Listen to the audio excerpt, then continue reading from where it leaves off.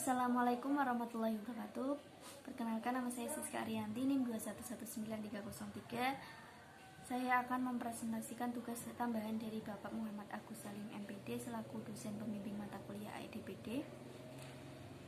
Yang pertama ada nilai mandiri. Nilai mandiri di sini mempunyai arti kemampuan seseorang yang akan semakin baik jika dilatih dan dibiasakan sejak dini agar tidak bergantung kepada orang lain.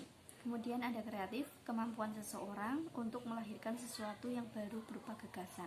Kemudian yang ketiga, berani menanggung resiko. Salah satu kunci dalam memulai usaha. Kemudian yang keempat, jujur. Sifat yang sesuai dengan perkataan dan perbuatan. Kemudian yang kelima ada kepemimpinan. Kepemimpinan ialah bagaimana seseorang mampu mengorganisir anggotanya agar tercapai tujuan bersama. Kemudian 6, berorientasi pada tindakan. Pengertiannya adalah berpikir cepat serta bertindak terhadap suatu keadaan untuk menghasilkan solusi yang baik dan efektif. Kemudian yang ketujuh, kerja keras. Kerja keras di sini ialah semangat yang tinggi dan kemauan untuk mencapai target. Kemudian bagaimana pengembangan aplikasi entrepreneurship tingkat SMP dan SMA.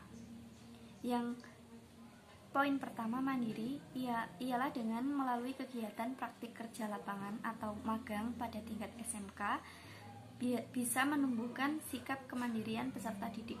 Kemudian yang kedua, kreatif, dengan cara memberikan peraturan atau tugas. Misal setiap 1 bulan sekali, setiap peserta didik dilarang memakai tas sehingga diharapkan peserta didik mampu membuat alat apa saja yang bisa digunakan untuk membawa alat tulis mereka ke sekolah. Kemudian yang ketiga, berani menanggung resiko. Di tingkat SMP SMA, meningkatkan rasa berani menanggung resiko bisa dengan cara mengadakan pemilihan ketua OSIS. Nah, nantinya ada beberapa orang yang akan menyalonkan diri. Melalui suara terbanyak, mereka akan dipilih. Nah, yang mendapatkan suara terbanyak tersebut menjadi ketua OSIS, yang mana nantinya ketua OSIS ini mempunyai tanggung jawab yang besar. Kemudian yang keempat itu jujur. Caranya dengan menerapkan sikap jujur, menayangkan video yang mengandung sikap kejujuran serta hikmah dan dosa akibat dari ketidakjujuran. Bisa melalui kantin yang mana peserta didik ini membayar sesuai dengan apa yang mereka beli, atau kantin yang tidak ada penjaganya, hanya disediakan kotak atau buku catatan untuk menulis apa saja yang mereka beli beserta kotak untuk menaruh uang mereka. Kemudian yang kelima, kepemimpinan.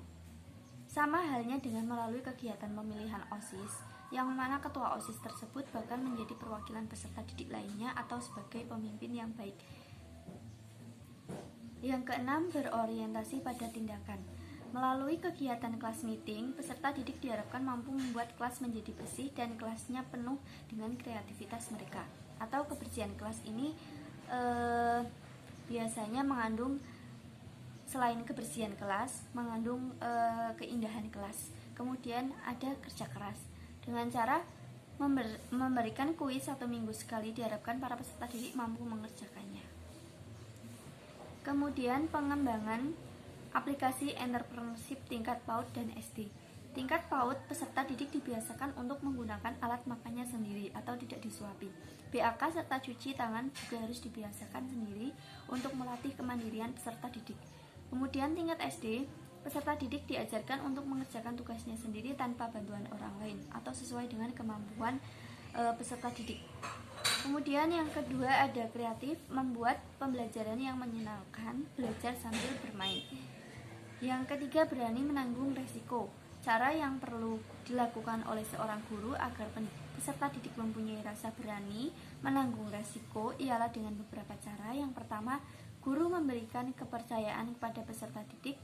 Jangan suka mencela jika peserta didik sedang mengutarakan pendapat mereka. Kemudian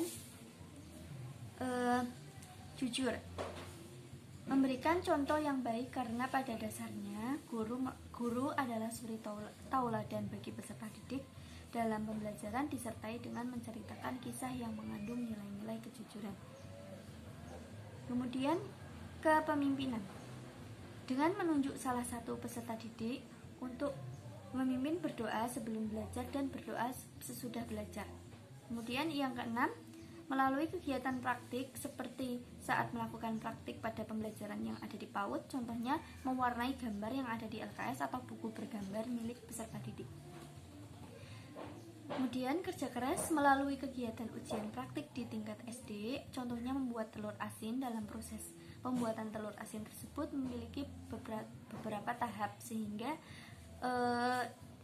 kerja keras juga diperlukan agar mendapat hasil yang sesuai yang diinginkan. Nah, kemudian yang terakhir ada pengembangan aplikasi. Ada yang terakhir, pengembangan entrepreneur pendidikan non formal. Yang pertama ada dalam pendidikan non formal, cara yang bisa dilakukan adalah dengan mengadakan bimbingan, memanfaatkan kain perca untuk dijadikan daster atau kain sisa, diharapkan mampu membuat mereka menjadi mandiri. Nah, pelatihan selain tadi memanfaatkan kain perca, di dalamnya ada pelatihan menjahit. Karena kalau hanya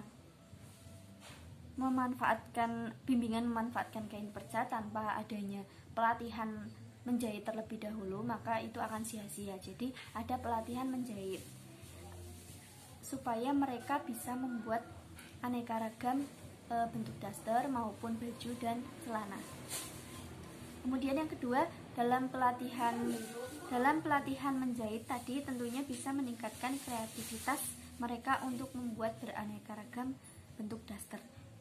Yang ketiga, untuk meningkatkan rasa berani mengambil resiko, bisa dengan cara mengajak mereka keluar dari zona nyaman yang tadinya hanya rebahan main HP, sekarang bisa memanfaatkan HP mereka untuk memasarkan produk yang sudah mereka buat, seperti daster, baju, atau celana. Kemudian yang keempat,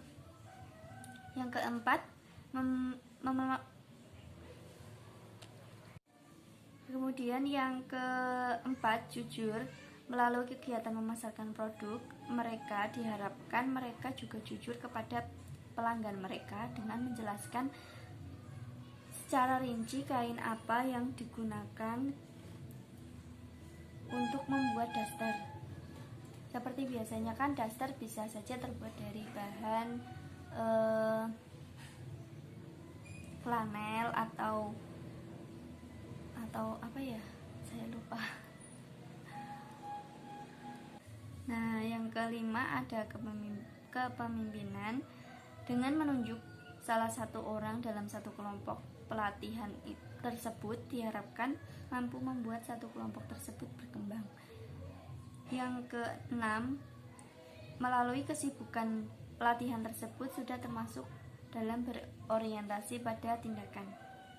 Kemudian yang terakhir, pelatihan yang dilakukan tadi tentunya menghasilkan nilai rupiah bagi mereka. Nah, maka dari itu mereka menjadi termotivasi agar semakin bersemangat membuat daster yang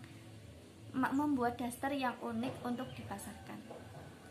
Sekian dari saya, kurang lebihnya mohon maaf. Wabillahi taufiq wal hidayah. Wassalamualaikum warahmatullahi wabarakatuh.